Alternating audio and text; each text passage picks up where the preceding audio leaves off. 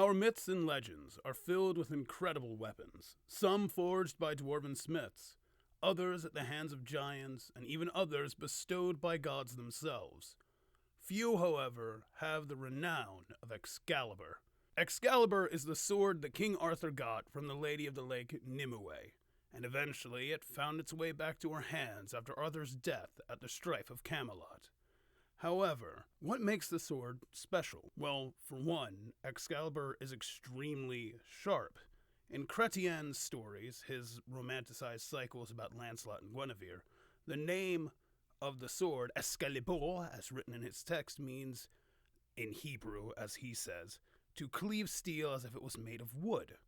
And in Welsh tradition, the name of the weapon, Calfwish, means to cleave or to cut hard, meaning that the sword has a traditional appearance of being extremely sharp and able to cut through nearly anything with ease. Now, mind you, Calfwish usually means, or could mean, that it's colloquially a sword. It's the generic word for sword, but for this we're given the most charitable incantation that it's a very special, very sharp sword. Additionally, when drawn, at least in Le Morte-Arthur, the sword generates light. Blindingly so, as King Arthur would find out. But there's plenty of sharp swords in mythology. Durendal, Gram, Nuthung, all extremely sharp swords with better feats, quote-unquote, than Excalibur. But why do we remember Excalibur? Maybe it's because of the boon that its scabbard gives. You see, so long as the wielder of Excalibur has its scabbard, they suffer no bleeding wounds from battle. Meaning you could be slashed, cut, damaged, but you will not bleed so long as the scabbard is on your person.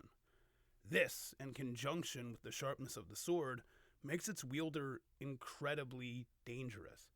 So much so that when Arthur grew overly confident perhaps in the sword, it was Merlin who chided him, saying that preferring the sword over the scabbard was foolish, and the scabbard was the true treasure.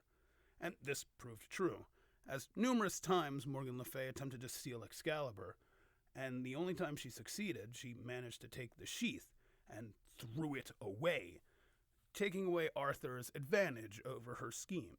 And that's Excalibur. As a total package, it's a sharp sword and a perfect defense. No injury matters when you have its scabbard, and you can inflict some serious damage back. Maybe that's why we remember Excalibur. Or maybe it's because King Arthur inspires us to be better. In some tellings, he's a dictatorial king, but in others, he's a hero. And it's that dichotomy that humans can attach to. But that's enough waxing poetic for now. This is not a character analysis on King Arthur.